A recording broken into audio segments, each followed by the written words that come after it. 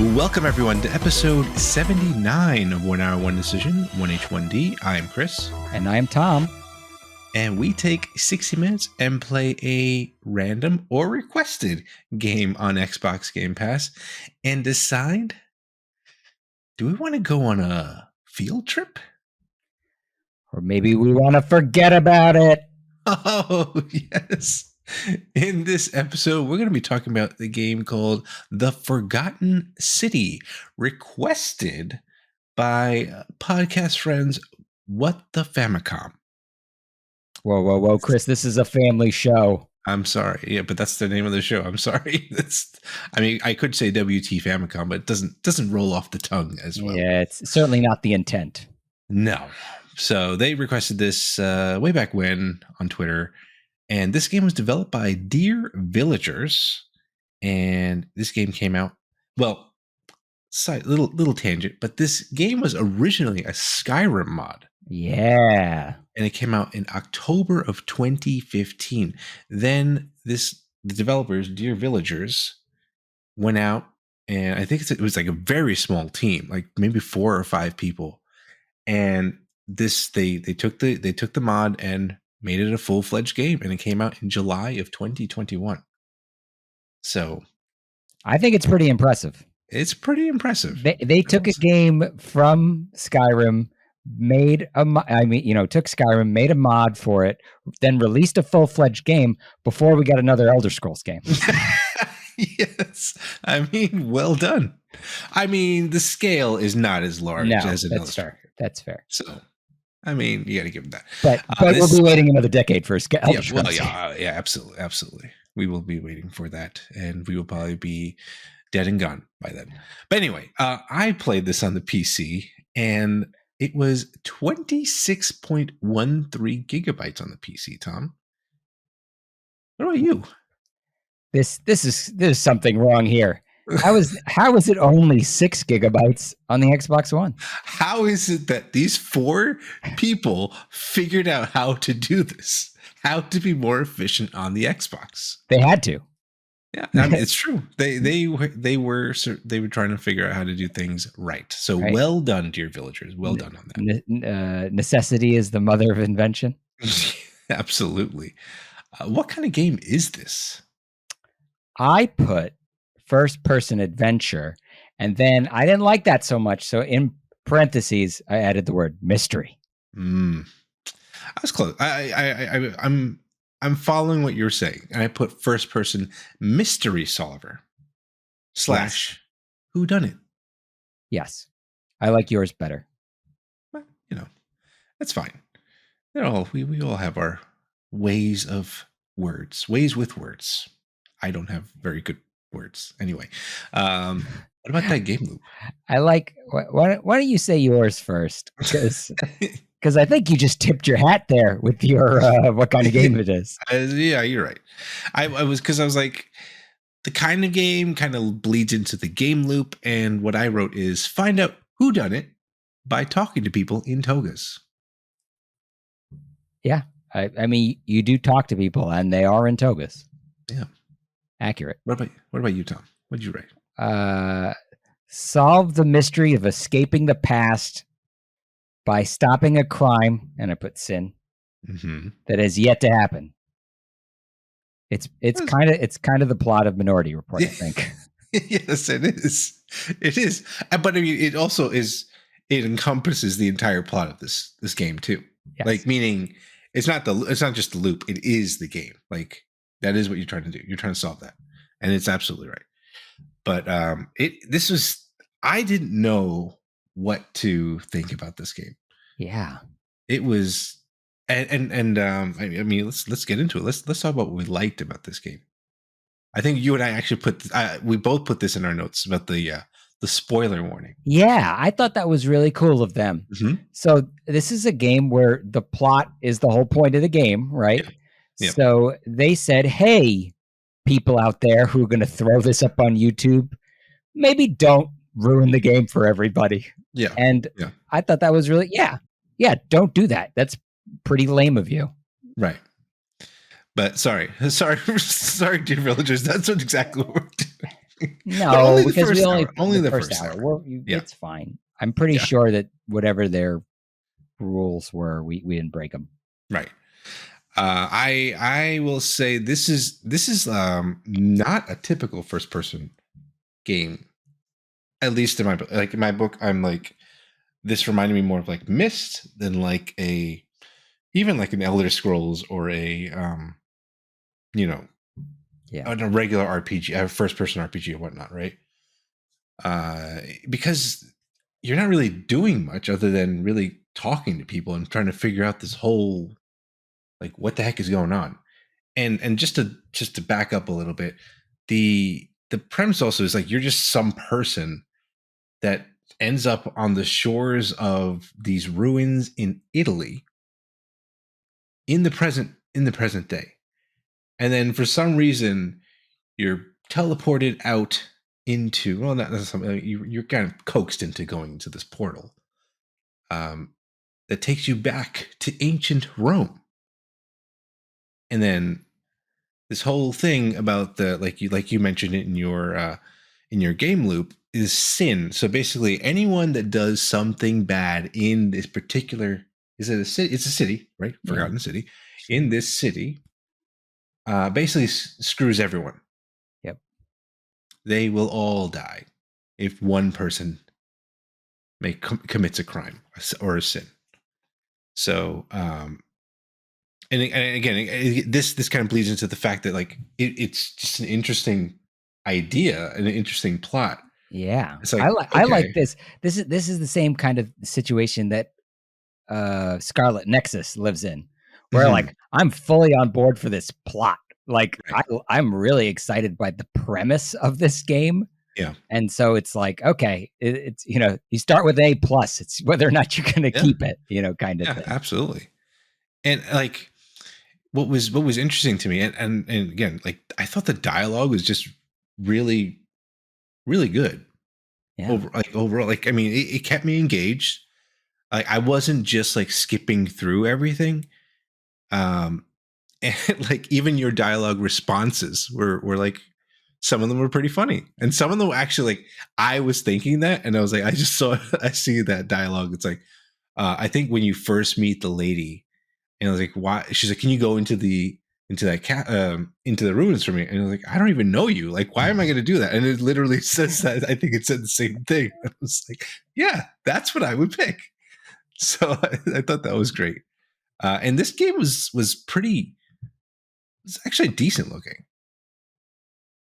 I, you even though know, yes. And I liked that you could play it in different like art styles. mhm, I thought that was pretty cool. Like it was like, it probably didn't cost a lot, of time and energy to do on their part.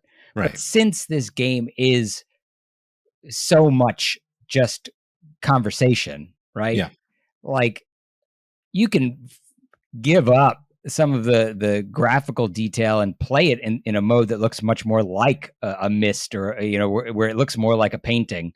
yeah, And you're not going to be in a combat situation where it's like, oh, I really need all that visual acuity so I can see where I am and hit the target. Like right, that's not necessary here. So right. it gives the developers some freedom to kind of express themselves differently through how they present the game, which is cool.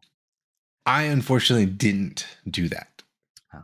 I forgot to switch through um the different color palettes, filters, whatever you want to Yeah, call it. they're like some combination of color palettes and filters. Yeah. So that's kind of cool that you brought that up. And um I liked also the auto follow system.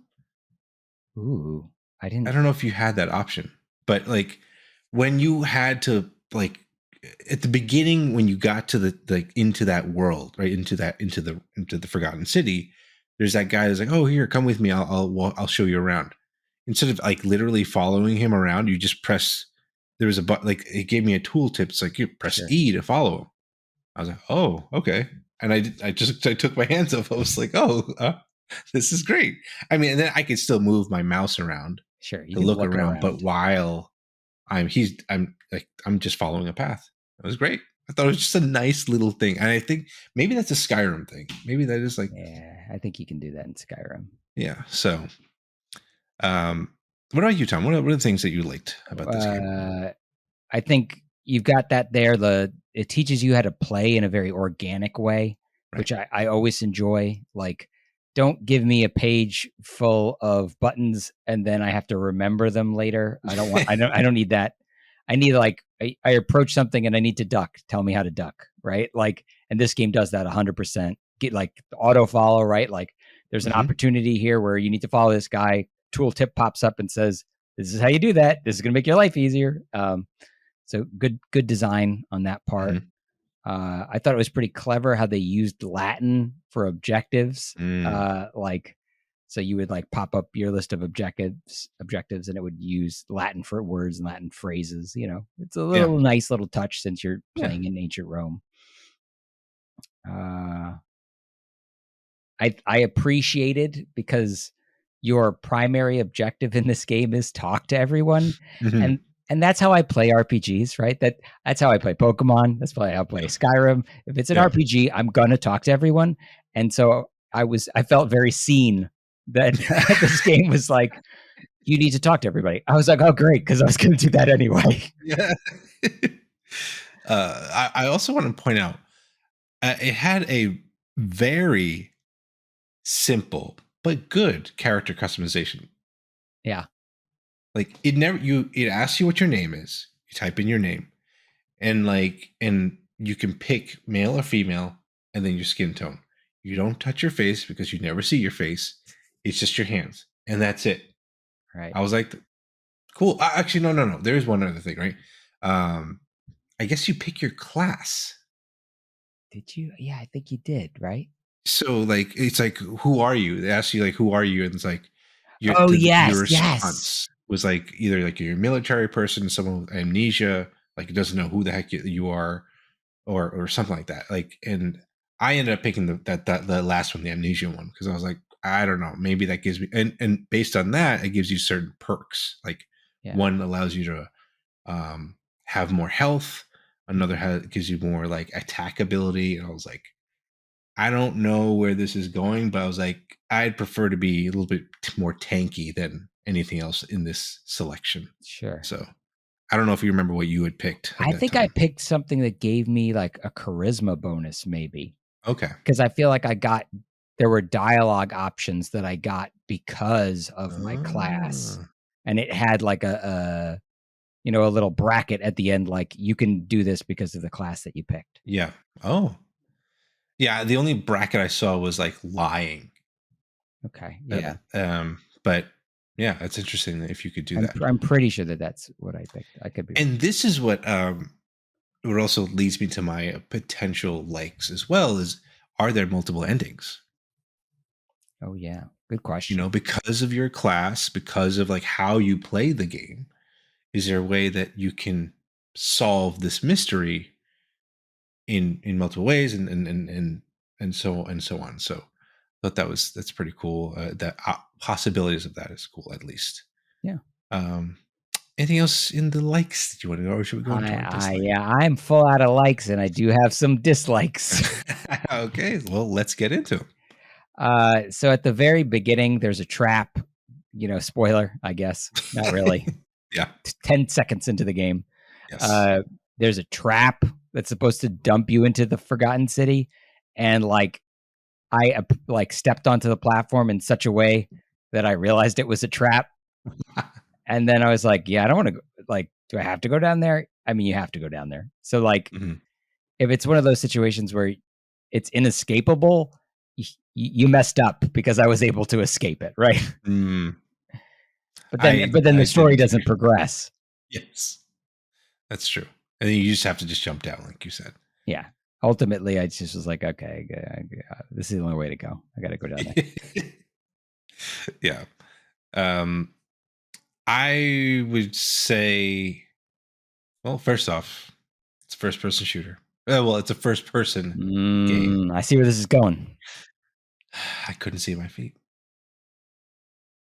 I would think this would be important in this game to know what the heck you're wearing, but everyone else was wearing togas. Like, how do I know I'm not wearing a toga? What if I'm wearing like my blazer and Yeah. whatever, you know? It should lead to them to mistrust you, and they Yeah. don't seem to mistrust you based on your appearance. Right. They're just like, oh, hey, like, Oh, some new guy.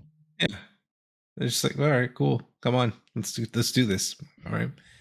Which again adds more mystery to the thing. Yeah. The other thing, like while the game looked fairly good, there was definitely like player models that definitely looked weird. Like for example, the first person that you meet, her hair looked weird. I thought at times when they were talking, the mouths were out of sync with what the voice actor was saying. And some of them like just had like downright like weird hand models, like they were like mangled in some way when they were talking. I was like, good lord, like how did you do that to your hands? It was just very strange. But yeah, I mean, but I'm not gonna knock it. Like I said, this is a four person team like Yeah. made this, so it's like, but I did want to point it out as something I didn't really like. That made sense. Yeah, for sure. What about you? I put down the default visuals are a bit uncanny valley for me. So I agreed with you that there was some weirdness with the, you could hide some of that by turning on some of these filters and so, good on them for giving that as an option, if you found that distracting. Right.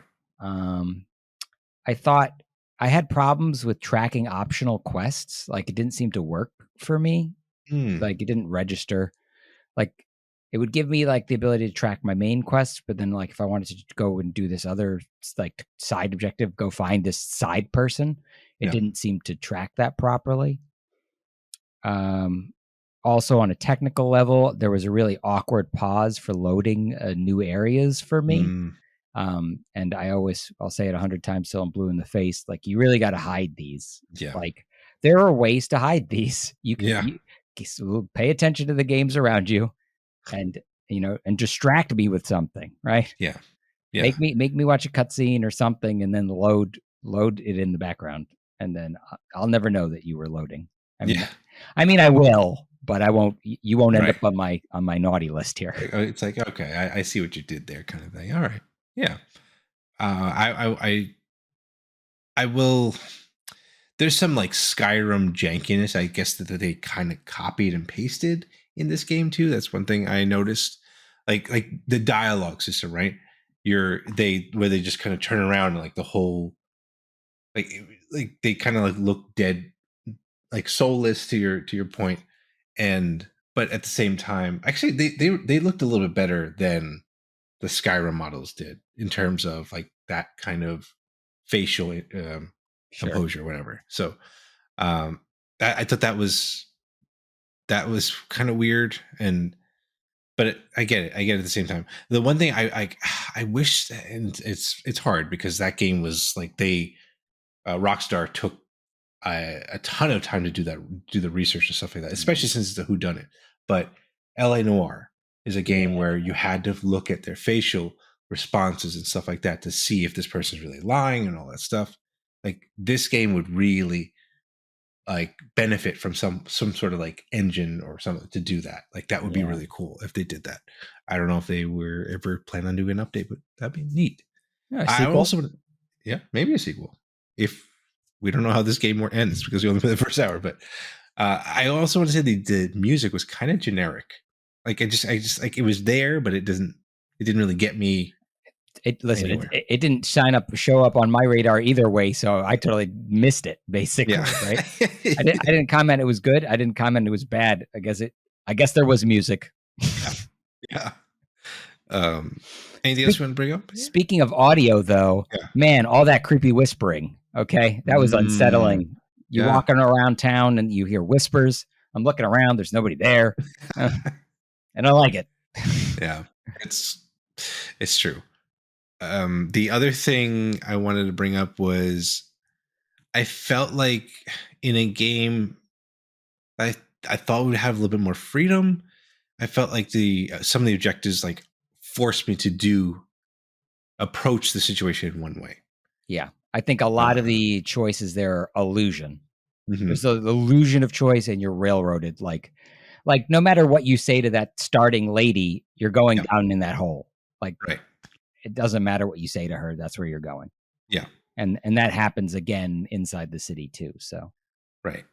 Like, I don't know if you talked to this person, but you were supposed to steal some sort of medicine from someone, or you're supposed to acquire the medicine from them in some way.